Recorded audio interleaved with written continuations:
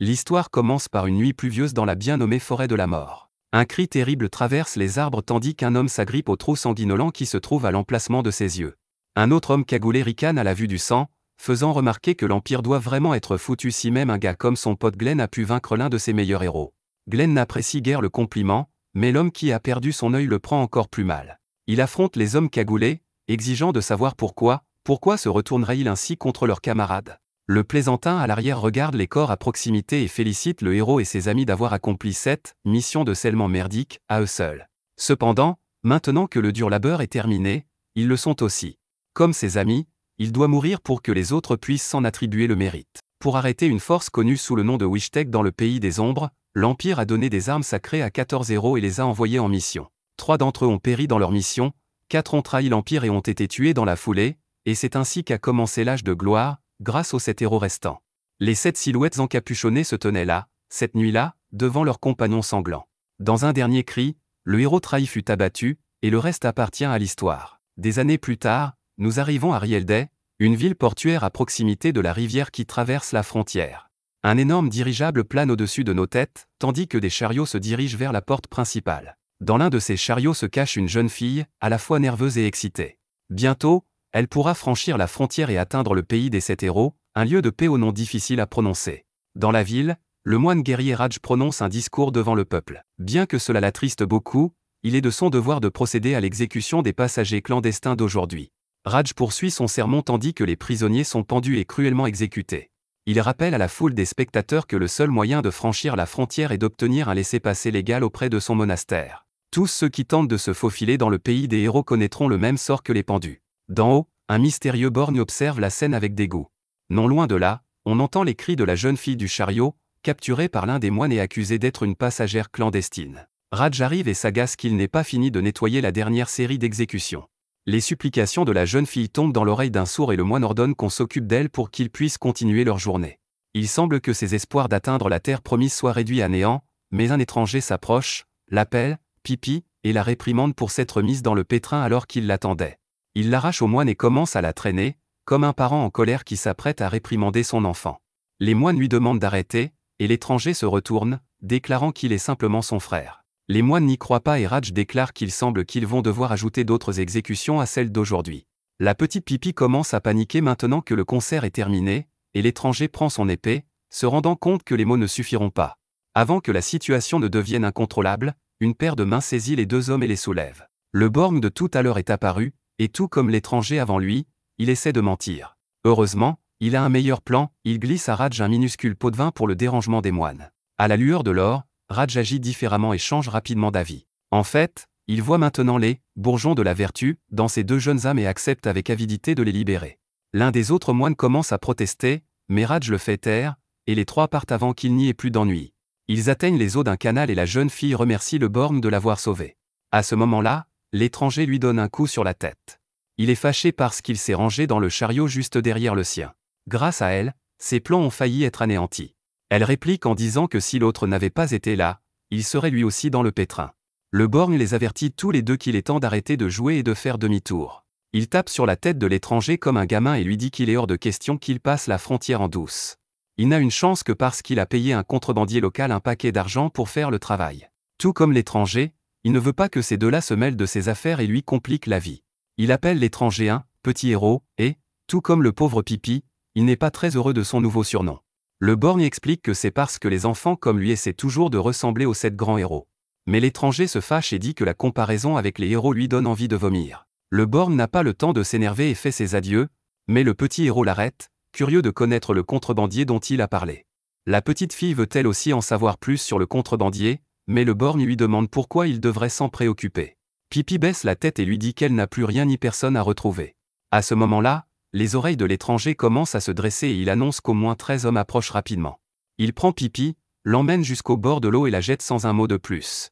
Fidèle à sa parole, 13 moines armés arrivent sur les lieux juste après. Il s'avère que le problème, lorsqu'on exhibe autant d'or brillant, c'est que tout le monde en perçoit le reflet.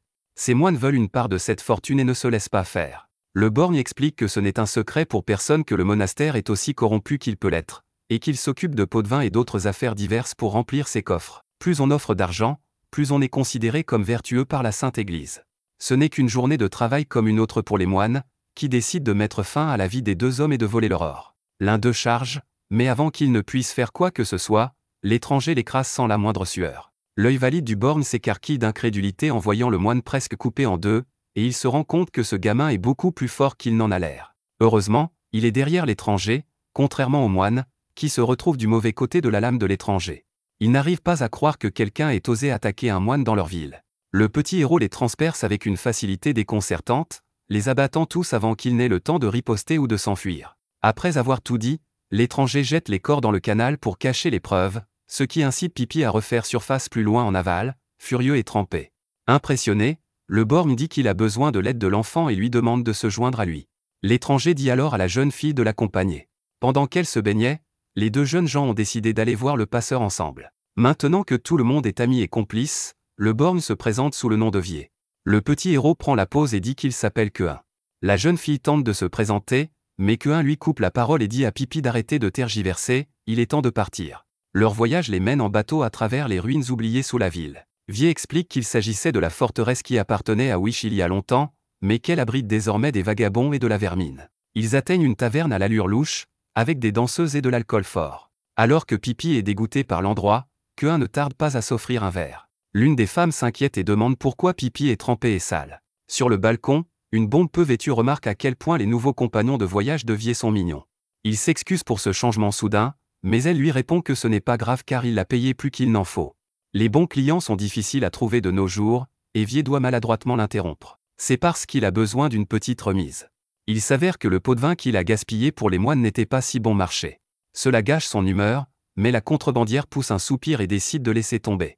Elle a un faible pour les enfants, et Queun lui rappelle quelqu'un qu'elle a connu et qui avait le même regard. Vier dit à Queun d'aller lui parler et d'arranger les choses.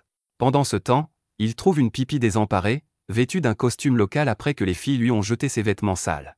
Vier rejoint ensuite Queun et le contrebandier à la fin de leur conversation. Elle a proposé un marché que Queun ne semble pas très enthousiaste à l'idée d'accepter. Il veut savoir à quoi elle joue, mais elle lui dit que s'il veut sortir d'ici, il doit embarquer sur le navire qui arrive demain. Sinon, il ratera sa chance de voir les héros. Le contrebandier explique qu'en raison des troubles civils, les 7 héros vont camper dans les environs. Pour les 2 prochains jours, à un endroit connu sous le nom de Touzan Spears. En réalisant que les héros sont à sa portée, Queun change d'avis en un instant.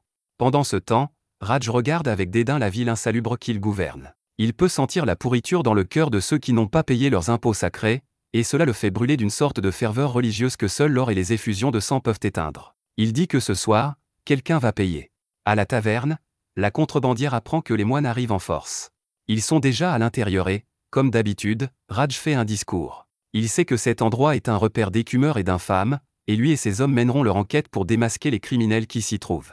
La contrebandière est contrariée par l'audace de l'accuser d'être une contrebandière, et elle demande des preuves de sa contrebande. Raj s'est préparé, cependant, et fait entrer un PNJ à l'allure de Hobby dans la pièce en tant que témoin.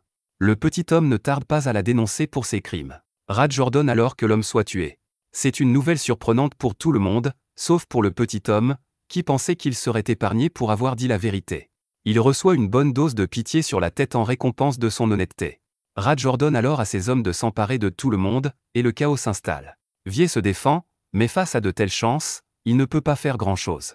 Alors que tout le monde autour de lui se fait tailler en pièces, Raj s'empare de la petite Pipi et commence à la serrer. Les choses se gâtent et Vier commence à regarder autour de lui, se demandant où peut bien être Queun dans un moment pareil. Au bon moment, notre héros arrive, et il le fait avec un flair dramatique. Au plafond, Queun coupe les cordes qui retiennent un petit bateau. Il le fait ensuite descendre sur la tête des moines qui ne se doutent de rien. Raj est effrayé par ce gamin et fait de son mieux pour dénoncer son patron. Il dit que le landgrave ne va pas être content. La réponse de Queun est simple, il lui dit d'aller de l'avant. Comme auparavant, il se débarrasse rapidement des moines, qui n'ont aucune chance. Il se demande comment va Pipi, et il semble qu'elle aille bien pour l'instant, elle est juste inconsciente. Queun se tourne alors vers Raj, qui décide que c'est le bon moment pour sortir ses saintes fesses de là. Après avoir couru aussi loin qu'il le pouvait, il s'effondre sur le sol et commence à comploter. Lorsque 2 de ses confrères moines le trouvent, il déclare que la ville sera fermée sous la loi martiale. Nos héros s'échappent de la taverne et se retrouvent dans les entrailles des ruines souterraines. Leur plan est toujours le même, ils doivent se jeter sur ce navire. La contrebandière ne peut pas croire ce qu'elle entend, car il s'agit de propos insensés. Queun, lui, ne peut pas laisser passer cette occasion, il attrapera les héros quoi qu'il arrive. Il lui dit de ne pas s'inquiéter, que cette nuit est parfaite pour un peu de folie. Le regard qu'il lui lance lui rappelle cette personne spéciale, et il n'en faut pas plus pour la faire changer d'avis. Elle lui dit qu'elle connaît peut-être un moyen secret d'entrer dans le vaisseau, mais que ce ne sera pas facile. Raj, qui fait sa meilleure imitation de Batman, est toujours en train de monologuer dans la nuit au-dessus de sa ville remplie de crimes lorsqu'un nouveau personnage arrive. Il s'appelle Gratz et le moine est heureux qu'il vienne lui prêter main forte. Gratz lui rappelle que son aide n'est pas donnée, mais pour Raj, c'est un petit prix à payer pour la justice. En bas, nos héros courent aussi vite qu'ils le peuvent pour rattraper le temps perdu. Après tout ce qu'il a dit tout à l'heure, Queen a du mal à suivre et accuse le mauvais air et le plafond qui obstrue sa vue du ciel. La contrebandière explique qu'il s'agissait autrefois d'une base secrète pour les mages de souhait. Elle abat soudain une petite créature gobelin qui tente de lui sauter dessus. Elle explique que c'est à cause de ces mages que des monstres comme ceux-ci infestent l'endroit. Elle dit aux autres qu'ils sont proches maintenant et les conduit hors des tunnels, mais ce qui les attend de l'autre côté est encore plus ennuyeux. Le sol se met à trembler et un monstre titanesque apparaît. La chose est aussi laide que grosse, et la vue d'une femme légèrement vêtue met l'eau à la bouche de la créature. Naturellement, la contrebandière est horrifiée, mais il s'avère que c'est la même chose qui a mis fin à la vie de son ami il y a des années. Ils n'ont pas le temps de regretter leur décision que le monstre leur lance une tonne de débris. Queen esquive, remonte le bras de la bête et abat son épée sur la tête du monstre. Le coup est net mais inefficace. Le monstre l'attrape et frappe Queen directement à travers le plafond. Notre garçon est au tapis et Althea, le contrebandier, commence à perdre les pédales. Les choses vont de mal en pis lorsque Vie aperçoit le vaisseau qu'ils doivent atteindre par le nouveau trou dans le plafond. Pipi se réveille enfin et se demande si elle a été sauvée. Lorsqu'elle remarque le monstre affamé qui les menace, il est déjà trop tard pour se rendormir. Elle se demande où est Queen et apprend qu'il est mort. Vie doit maintenant s'occuper seule de 2 filles en pleurs, mais il ne va pas se laisser faire. Ces grands cercles de métal attachés à ses bras sont en fait des armes, dont l'une rebondit sur le dôme du monstre à l'endroit même où Queen l'a frappé. Une fissure commence à se former, ainsi qu'un plan dans la tête de Vie. Il dit à Althea qu'elle peut abandonner si elle le souhaite, mais il n'a pas fini de se battre. Grâce à son arme, il parvient à faire trébucher le monstre et à l'abattre dans un fracas de tonnerre. Le monstre attaque, mais Vie saisit Pipi et s'éloigne juste à temps. Il lance à nouveau son arme et la fissure commence à s'élargir. Malheureusement, le monstre a déjà compris son manège et saisit la corde. Il le fait tourner comme un yo-yo avant de l'envoyer s'écraser contre le mur. La jeune fille s'envole tandis que Vie est plus qu'essoufflée. Althea parvient à attraper Pipi, mais ils sont désormais seuls contre le monstre. Tout espoir est perdu, mais alors que Vie s'agite, il remarque une étrange lumière qui commence à briller, cette lumière vient de Queen. Alors que le monstre s'élance pour dévorer les filles, Queen atterrit sur sa tête, lame en main. Il remercie cette bête stupide d'avoir brisé le toit et d'avoir laissé entrer la lumière car, grâce à elle, il peut maintenant se lancer à l'assaut. Il saute et donne un coup d'épée dans un arc de cercle parfait avant de retomber sur ses pieds. La bête grogne et dit qu'une petite coupure comme celle-là ne lui fera pas de mal, et il semble avoir raison, jusqu'à ce que sa tête explose dans un geyser de sang. Le monstre tombe raide mort, et Queen dit à Vie d'arrêter de jouer, ils sont pressés. Alors qu'Eyepatch se relève, Queen remarque quelque chose dans l'ombre et dégaine à nouveau son arme. En un instant, il y a un flash lumineux, et là où se trouvait le corps du monstre, il n'y a plus qu'un cratère brûlé. Raj se met à rire comme un fou et annonce aux héros que tout est perdu. Ils n'ont aucune chance face à la puissance de Gratz et de son épée magique. Merci d'avoir regardé mon récapitulatif. Abonnez-vous à la chaîne pour plus de vidéos.